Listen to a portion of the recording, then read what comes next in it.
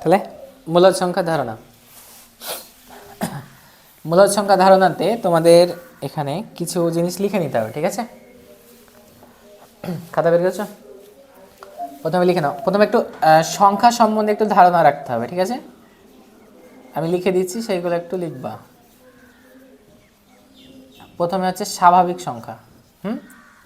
স্বাভাবিক সংখ্যা কোনগুলোকে বলছে? যদি আমরা এইভাবে লিখি 1 2 3 4, এইভাবে চলতেই থাকছি, এই যে একটা সেট পাওয়া যায় এটাকে বলে স্বাভাবিক সংখ্যা সেট, মানে এগুলো স্বাভাবিক সংখ্যা, বোঝা গেল? 1 থেকে শুরু হবে, ওকে? তারপরে আমরা লিখব অখণ্ড সংখ্যা।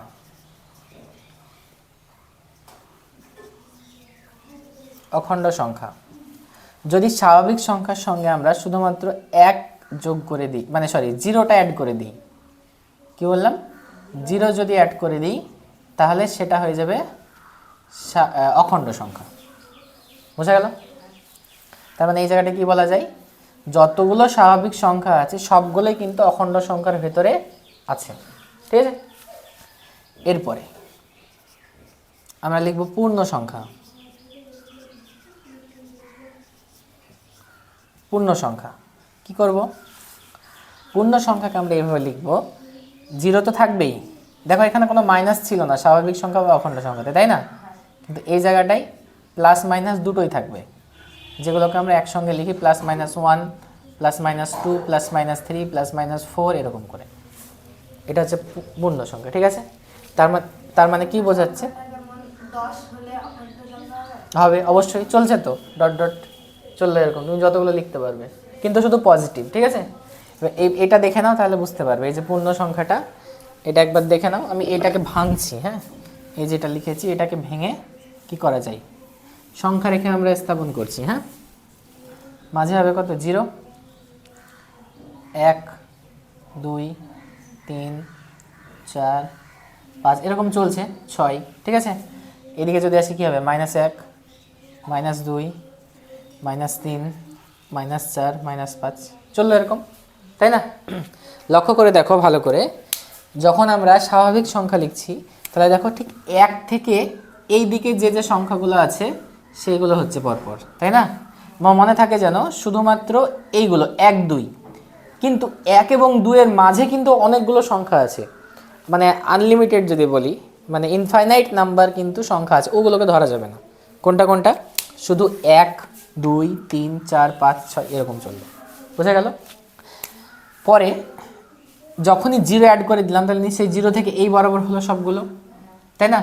সব দিকে যাচ্ছে এদিকে। আর যখনই আমরা পূর্ণ সংখ্যার কথা বলছি তখন দেখো এদিক তো যাচ্ছেই, সবগুলো পজিটিভ ওয়ানগুলো আছে পাচ্ছি, 0ও পাচ্ছি, আবার এদিকে দেখো সঙ্গে সঙ্গে আমরা কি পাচ্ছি? নেগেটিভ দিকেও পাচ্ছি, তাই না? তার মানে পুরো সংখ্যা রেখাটা হয়ে গেল আমাদের পূর্ণ সংখ্যা সেট। কি মনে রাখতে বললাম? শুধুমাত্র মনে থাকে যেন এই যে মাঝে যে ফাঁকাগুলো আছে এখানেও কিন্তু ইনফাইনাইট নাম্বার আছে, কিন্তু ওইগুলো বাদ দিয়ে, ঠিক আছে? আচ্ছা, তাহলে এই সংখ্যা রেখার মধ্যে কি কি পেলাম আমরা? স্বাভাবিক সংখ্যা, অখণ্ড সংখ্যা আর পূর্ণ সংখ্যা, যার মধ্যে এই নাম্বারগুলো আমরা এখন পর্যন্ত পেলাম, বোঝা গেল? আচ্ছা, তাহলে এইটা একটু লিখে দিই, এটা হচ্ছে স্বাভাবিক সংখ্যা, তারপরে এটা হচ্ছে অখণ্ড সংখ্যা, আর এটা হচ্ছে পূর্ণ সংখ্যা, বোঝা গেল? তাহলে এইগুলো বাদ দিয়ে ফাঁকা জায়গায় তো কিছু না কিছু থাকবে, ও তো এমনি ফাঁকা রেখে দিতে পারি না, ওখানে থাকবে মূলদ সংখ্যা আর অমূলদ সংখ্যা, বোঝা গেল? তো অমূলদটা তোমাদের নেই, শুধু মূলদ পর্যন্ত আমরা লিখবো এখন, ঠিক আছে?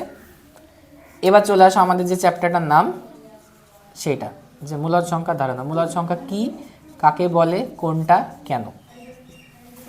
প্রথমে আমরা মূলদ সংখ্যা ডেফিনেশন লিখবো, মানে সংজ্ঞা লিখবো, কি জিনিসটা, ঠিক আছে? তো দেখো, মূলদ সংখ্যাকে যদি আমরা যে কোনো সংখ্যাকে যদি p/q আকারে প্রকাশ করতে পারি, হলো, আমরা যে কোনো সংখ্যাকে p/q আকারে যদি প্রকাশ করতে পারি এবং q যদি নট ইজিক্যাল টু 0 হয়, আচ্ছা এইভাবে লিখলে 11 জিনিস বুঝতে পারবে, আমি কথাই লিখে দিই, 11 জিনিস চলে গেল, আমি কথাই লিখছি আমার। মূলদ সংখ্যা কাকে বলবো? যে সংখ্যাকে পি বাই কিউ আকারে প্রকাশ করা যায়, পি বাই কিউ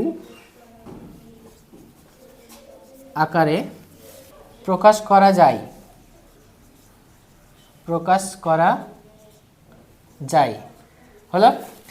এবং দুটো কন্ডিশন থাকবে। কি কন্ডিশনগুলো হচ্ছে পি কিউ, এই যে দুটো, এই দুটো হবে পূর্ণ সংখ্যা, বোঝা গেল? এবং কিউ যে নিচে থাকবে ওটা Q not is equal to zero, মানে কিউ জিরো হবে না।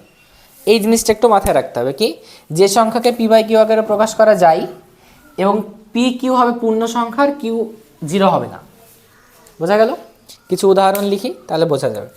কিছু এক্সাম্পল দেখো। দেখো পি কিউ কী হতে হবে?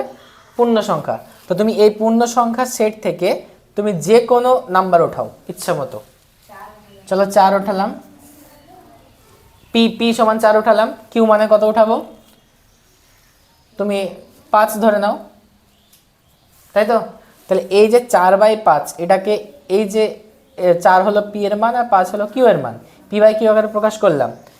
4ও হচ্ছে পূর্ণ সংখ্যা, 5ও হচ্ছে পূর্ণ সংখ্যা, আর নিচেরটা কি হওয়া চলবে না বলা হয়েছে? জিরো, মানে তুমি জিরো ওঠাতে পারবে না কিউ সমান, ওটা বাদ দিয়ে তুমি যা খুশি ওঠাও।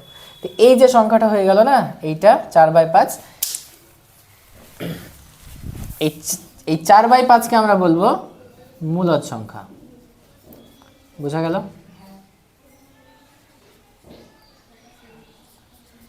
মনে থাকবে?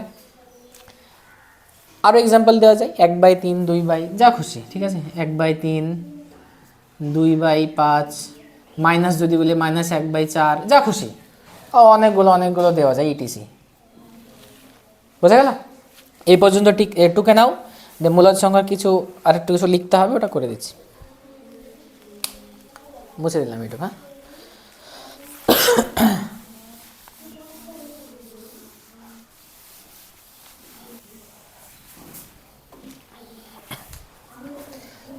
এবার দেখো, এবার 2-3টে পয়েন্ট করতে হবে, ঠিক আছে? আমি একটা পয়েন্ট বলছি, একটা প্রশ্ন আসবে যে 0 কি একটি মূলদ সংখ্যা? একটা কোশ্চেন আসবে।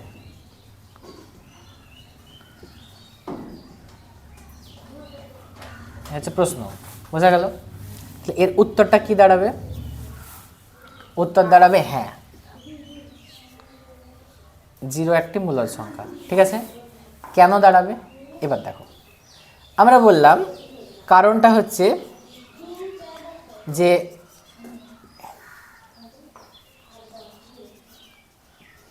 এক্সপ্লেনেশন, ঠিক আছে? কারণটা কি? আমরা বলেছি যে কোনো সংখ্যাকে যদি পি বাই কিউ আকারে প্রকাশ করা যায় আর নিচেরটা যদি জিরো না হয় তাহলে সেটা মূলদ সংখ্যা। ওকে, তাহলে দেখো আমরা জিরো যে সংখ্যাটা, এই জিরো সংখ্যাটাকে আমরা এটা লিখতে পারি না 0/1, সমস্যা আছে কি? ওটা তো জিরোই হয়। তাই দেখো এটা মানে হয়ে গেল পি, এটা মানে হয়ে গেল কিউ, আবার এটা জিরোও নয়। যেহেতু একে 0/1 আকারে প্রকাশ করা গেল তাই 0 হিসেবে একটি মূলদ সংখ্যা, বোঝা গেল?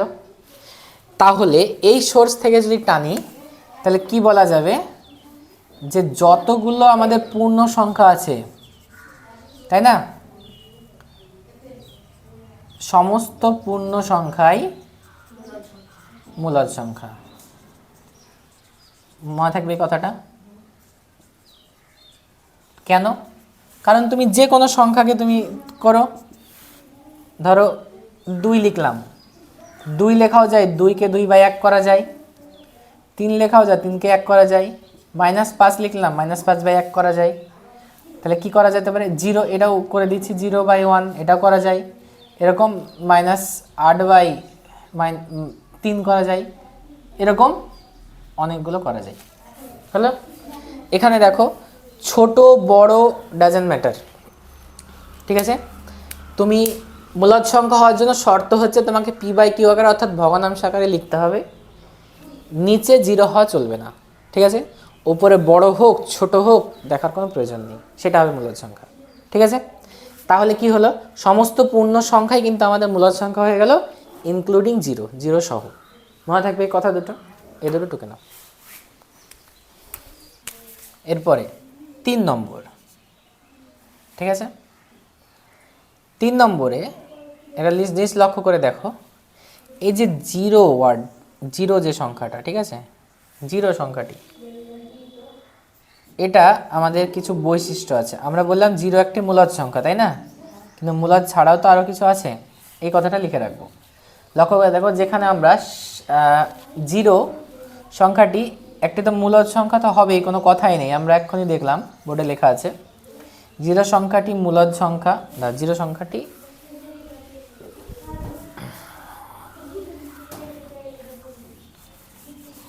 জিরো যে সংখ্যাটি সেটি কি কি হবে, প্রথমত মূলদ সংখ্যা হবে, এ নিয়ে কোনো সন্দেহ নেই। আবার দেখো অখণ্ড সংখ্যার ভেতরে ওটা ছিল, তাই না? তাহলে ওটাকে লেখা যাবে অখণ্ড সংখ্যা। তাহলে জিরো মূলদ সংখ্যা হলো, অখণ্ড সংখ্যা হলো, আবার পূর্ণ সংখ্যাও হবে, তাই না? পূর্ণ সংখ্যা হবে। কিন্তু কি হবে না বলো তো? হ্যাঁ, স্বাভাবিক সংখ্যার মধ্যে কিন্তু ওটা ছিল না, তাই এই কোশ্চেনটা একটু লিখে রাখতে হবে, কিন্তু স্বাভাবিক সংখ্যা নয়। পরীক্ষায় প্রশ্ন আসবে, অপশন আসবে, বলবে জিরো একটি কি, তুমি লিখে দিলে জিরো একটি মূলদ সংখ্যা, অপশানে দেখা গেলে এরকম দিচ্ছে কোথাও জিরো একটি মূলদ সংখ্যা, অখণ্ড সংখ্যা, পূর্ণ সংখ্যা, স্বাভাবিক সংখ্যা সব দিয়ে দিল, তাহলে ওটা হবে না।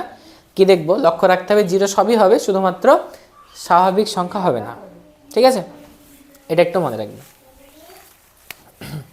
আর 4 নম্বরে একটা বিষয় মনে রাখতে হবে, এটা 4 দেওয়া যায় না দেওয়া যায়, মনে রাখবে যে কোনো সংখ্যাকে, ঠিক আছে, ধরো এ লিখলাম বিভক্ত জিরো, ঠিক আছে, হলো, এই জিনিসটা আমরা অ্যালাউ করি না, মনে থাকবে।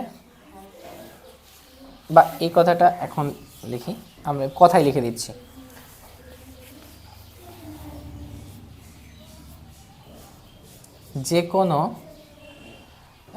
যে কোনো সংখ্যাকে, সেটা পূর্ণ হোক মূলদ হোক যেমন তাই হোক, যে কোনো সংখ্যাকে শূন্য দ্বারা ভাগ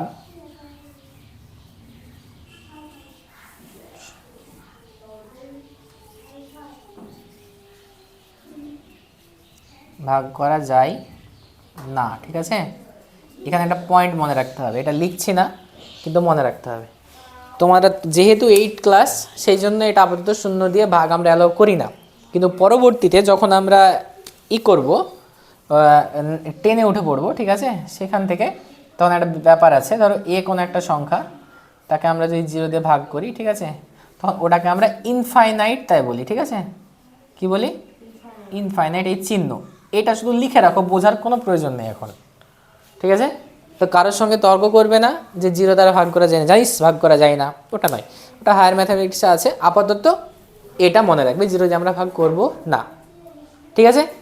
আর এর সঙ্গে আরেকটা কি পয়েন্ট লিখে রাখবো, যদি এটা 0/0 হয়ে যায়, যদি 0/0 হয়, ঠিক আছে, মানে উপরেও জিরো নিচে জিরো, ঠিক আছে, তখন সেটা আমরা ওটাকে মানে অনির্ণেয় তাই লিখি, বা অসঙ্গত বা কিছু, এই অসঙ্গত বলছি, অনির্ণেয় বা আনডিফাইন্ড এরকম কিছু একটা লিখে, মানে এটা তো আমরা আরও অ্যালাউ করি না, মনে রাখবা 0/0 মাথায় আনবো না। এই দুটো জিনিস জাস্ট একটু সাইডে লিখে রাখো, আর কোনো প্রয়োজন নেই এখন আপাতত, শুধু এই জিনিসটা মনে রাখতে হবে। তাহলে তোমাদের অঙ্ক করার সময় কোনো জিনিসের যদি নিচে জিরো চলে আসে কোনো সংখ্যার, তাহলে মনে করতে হবে যে ওটা আমার নিচে ভুল হয়েছে, আমাকে ঠিক করতে হবে ওটা, বোঝা গেল? মূলদ সংখ্যা ধারণায় মোটামুটি এইটাই আছে, আর নেই। এইটুকু হলে তোমাদের কোষে দেখি যে 4 আছে, সেটা হয়ে যাবে, সরি কোষে দেখি 3 আছে, ওটা হয়ে যাবে, করে নাও এইটুকু, হয়েছে?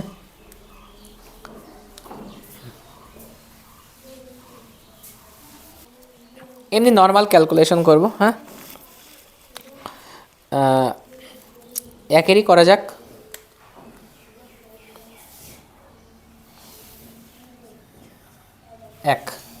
একের কোনটা করবো বলো?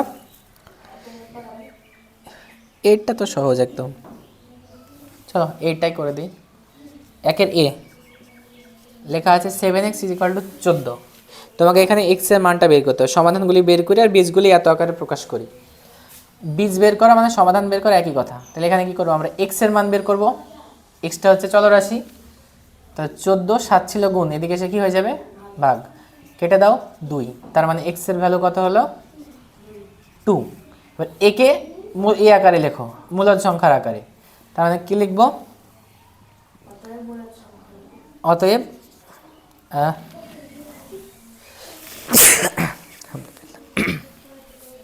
লিখবো একে x = 2 কে মূলদ সংখ্যার আকারে প্রকাশ করে পাই। এই কথাটা একটু লিখে নেব, ঠিক আছে। মূলদ সংখ্যার আকারে প্রকাশ করে পাই, কি হবে বলো, 2 আছে, কত হবে 2/1 হয়ে গেল। একইভাবে বিয়েরটা যদি লিখি আমরা, কত আছে 4p = 32 = 0। তাহলে এখানে আগে কি করব, এরকম সমীকরণ থাকলে আগে দেখো ওখানে গুণও আছে যোগও আছে, তাই না। তাহলে আমরা 4কে ওদিকে ভাগ করে দেবো, আগে দেবো না, আগে যোগ বিয়োগের গল্পটা মেটাবো, তারপরে গুণ ভাগ, ঠিক আছে। তো প্রথমে 4p আছে, 32কে ওদিকে নিয়ে যাও, তাহলে কি হয়ে যাবে -32। এবার p সমান বের করব, তাহলে -32, 4 ছিল গুণ, এদিকে এসে ভাগ, 4 দিয়ে 32কে কাটলে 8, তাহলে p সমান কত হলো -8। ওকে, তাহলে সেম কথা লিখবো এখানে, মূলদ সংখ্যার আকারে প্রকাশ করে পাই, কত হবে -8/1। পারা যাবে এইটুকু, বাকিগুলো এজ এ হোমওয়ার্ক হিসেবে করে দেবে, ঠিক আছে। মোটামুটি এইটুকু, এই চ্যাপ্টারটা এই পর্যন্তই।